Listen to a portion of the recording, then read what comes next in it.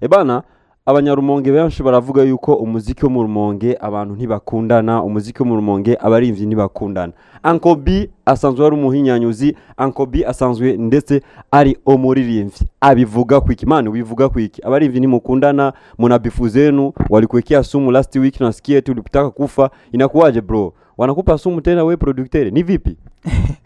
Sinkeka sinzi ko byo bari byo kubera genda umuntu nkunda gusangira n'abasani n'abaririmvyi nyene, kandi sinovuga ngo ntibakundana, barakundana kuko bose novuga abaririmvyi nka bose mu Rumonge tumaze gukwana ikazi, havuyemo Msamaria Fabitozi tumaze gukwana ikazi, abandi bo n'abasani benshi, ariko sindabona ugwanko hagati yabo. Ariko icyo cyo nzi nuko ari abagenzi nyene abarimvyi bagenzanje bampaye isumu. Niyo baguhaye isumu wantaka kukuwa man, wantaka kuniua, unaona. Ariko rangi yako kwa nywele zako nzuri. Mimi sijui au kwa sababu ya Njombe record sijaelewa. None abagenzi bawe si babandi nyene babandi musangira gacupa, babandi musangira ubugari baje kuri codinga ngaha muri studio. Bajya nyene, yani bajya nyene bama twamana ngaha kuko ndazi neza kuva bo muri bo. Kuva aho mvire mu bitaro kuko bampaye isumu bibaza ati ni buri cyamfa. Kuva aho mvire mu bitaro harabo ntarabona baraza kundaba ngaha kuri studio, kandi buri munsi ditarenga batagenga. Uti rero nimba abandi babagenzi bane baguha isumu maniga tubisubiremo bavyumve neza. Nibo bampaye isumu ariko Imana yarakinze ndacyari muzima man. Kandi amakuru mfise nuko subwa mbere baguha isumu. Byarigeze kuba aho nkiri muri Sule S Entertainment twarashoboye gukora indirimbo yitwa Nigari. Iryo joro nyene tuvuye gushootinga bwakeye njya mu bitaro. Bumvise amakuru. Indirimbo isohotse. Haciye nk'iminsi nk'itanu bwakeye njya mu bitaro. Kandi bari bajya nyene kuko iyi video isohotse twarasangiye nikango ndi mu bitaro. Mana akajambo kamwe rero kwa Nkobi ababwira abanyarumonge canke ababwira abantu bose basanzwe bakunda basupportinga umuziki canke abantu babandi banaita longo za muziki wa nyumbani, unawaambia nini bro? Ubabwira iki akajambo kamwe? Kandi ugiye kule kamera kabisa uambie wakusikie. Ubabwira iki akajambo kamwe mani babandi banku muziki, babandi bakunda umuziki bose muri rusange?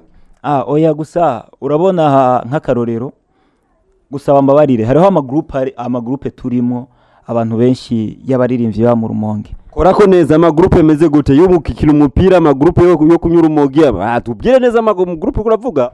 Nukuvuga hari amagroupe ya WhatsApp muri make, nk'aya magroupe usanga ahuriyemo abaririmbyi n'abantu b'abafanzi n'abantu benshi. Muri bo akaroro nka groupe, hari groupe yitwa ni groupe zibiri, hari yitwa Rumonge Flavor na groupe yitwa Hit Music. Hit Music ni groupe irimwo abanafiki. Bro tugere buke banafiki yaje bajya n'aba bro bari muri jya groupe mani aba boss bacu skirize na boss bacu, ariko harimwe abanafiki. Uncle B ntushobora kumwanka kuko ego kusupportinga umuntu ntacyo bitwaye, uramusupportinga kuri burya buryo ushoboye, kandi umuntu akusavye ati ndasavye bro nshiri aka kantu kuri stati, ni vyiza ugashira kugasheko no gasheko nta nyungu uronka niya support nyene muri bwa bumwe nyene. Hit Music groupe yacu irimo nk'abasani bose ba mu Rumonge n'abafanzi benshi, irimo n'abantu batandukanye. Urashobora kurunka linki bakaca baponda. Eske uponza akazi kanje cyo gaponda ijya indirimbo Sule indirimbo mu bintu bigora indirimbo irimo. Umaze kwandika indirimbo biraruhisha. None ngoja abo baponda bararirimba cyangwa se baririmbyi n'abashabiki n'ababoss saba boss. None n'abaki nta kintu na kimwe. Oya gusikira novuga nk'amagroupe yacu, amagroupe turimo cyangwa abantu nyene dusangiye akazi kamwe nka producteur, kuko atari banga hariho ikintu nanigeze kuza ishaka guteranya twega aba producer ba mu Rumonge.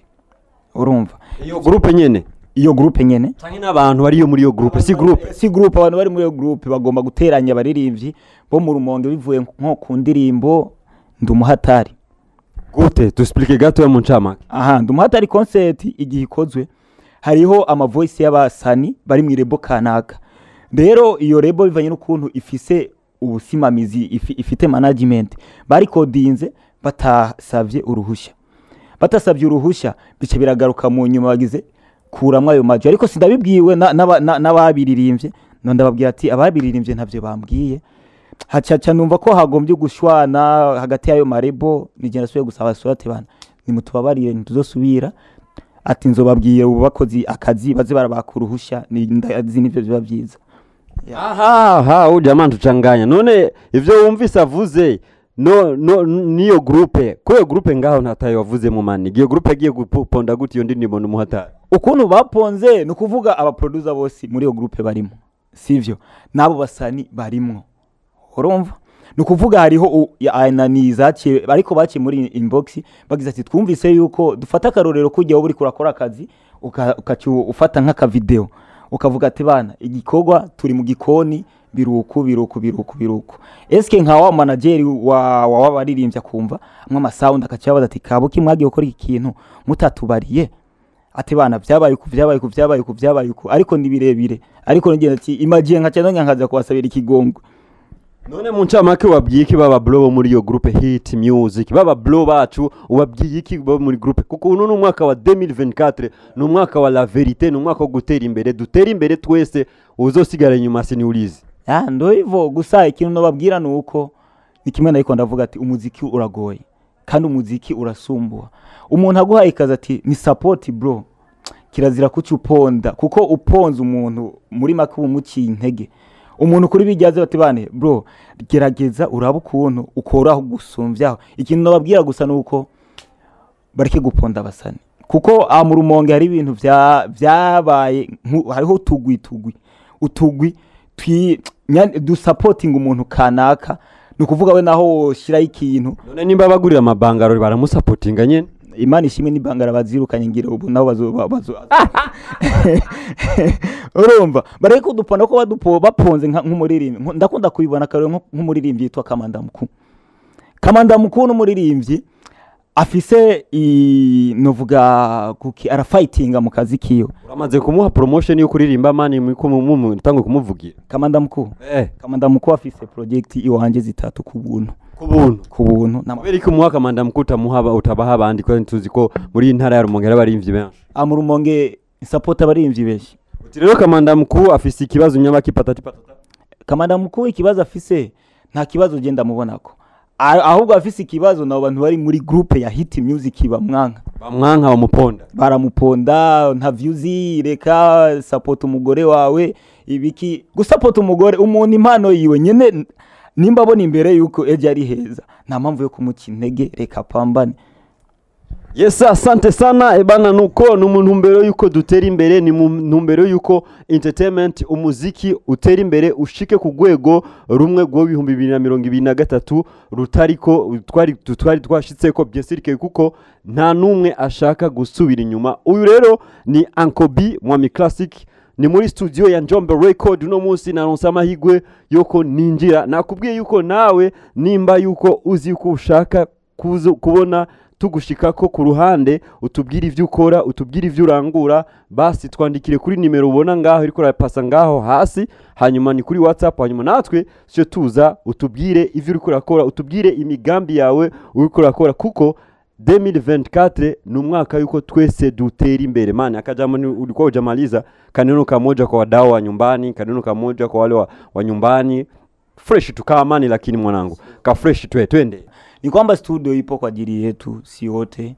nukuvuga ari umuntu afise icyumviro ari umuntu afise cyashaka gushikiriza Njombe Record iriho ku bwacu ku bwanyu kuna kakitu tutakuwa tunafanya ka undugu kinisogelee bana Ankobi nataka tufanye hivi na hivi na hivi au sio sitofanya kama au wanyabi hapo mu group bacintege abantu mimi ntakusupport ku mpano yawe yose uzobufisa ate bana jewe ndiyumva mu impano nushobora gukora uku ebana Ankobi mfite uburyo buke ebana ni support yana ndo kitu muhimu nico gituma dushika imbere kuko ngo kuboko kumwe ngo ni kwisote nta miganinzi ariko ndakunda kuvyumva ngo bugirigiri bugira babiri ibintu nk'ivyo.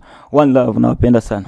Yes, asante sana, merci beaucoup. Twari kumwe fresh kabisa, wari kumwe nanje Sule S Ndimu. Asante sana, ariko sinogenda ntagushimiye kubona wewe ukanze subscribe ugize partage ni mu ntumbero urabona yuko ngaha nta logo ndashirako tuzoshira ko umunsi twabonye ko uri kora dusapotinga neza atakibuza. Big up sana, amani sana bana, merci sana ndani ya Njombe Record. Kushukuru sana kwa kutupokea vizuri ndani ya Njombe Record bana, tunasi tukutakie kupiga kazi vizuri, gukora ibikorwa vya mateka muri no mwaka wa 2024. Big up sana, asante sana bro. Ya bana, asante sana, mimi nashukuru. Mzo tugende n'ahandi niyo twatera iyo ntambwe, Imana ikazoyidushikanya uwo munsi Roventi au sio? Amani sana. Yes sir, shukrani sana.